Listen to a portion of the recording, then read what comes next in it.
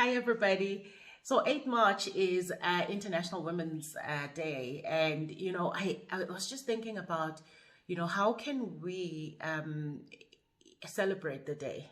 I really am a big believer in reflecting, in looking at how far we've come as women and the many generations that have come before us who never gave up the fight for women's rights, and the generation that I'm in that continues to blaze on and light up the fire to ensure that women's rights are never neglected again, and that in fact women continue to take a prominent and center stage role in world politics, in economics, in civil society, in every sphere of life, in fact.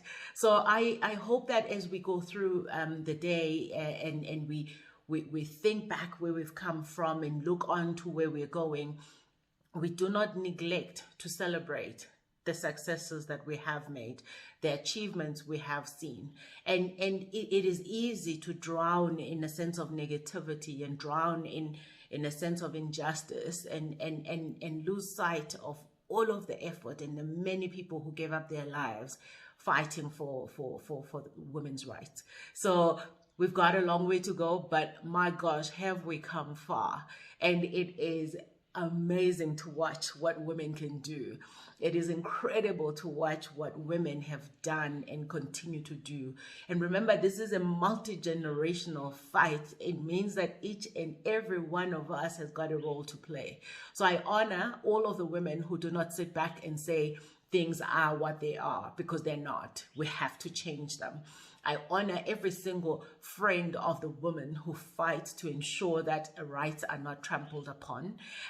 We must continue to challenge not just societal norms. We must challenge, all these institutions that continue to perpetuate the status quo against women. And we must challenge families. We must challenge how we're raising our children. We must challenge workplace norms. We must challenge why women continue to be underpaid relative to their male counterparts. We must challenge those things, because if we don't, they will go unnoticed and only the women will continue to suffer.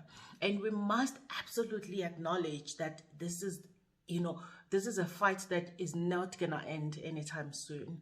This is a fight that has got to continue for generations to come. We must keep passing on that baton so that the next generation feels it is the right thing to do. So fighting for women's rights is the right thing to do. It's not a you are revolutionary. It's not a nice to have. It's not optional. It absolutely is a must, and we have got to keep going.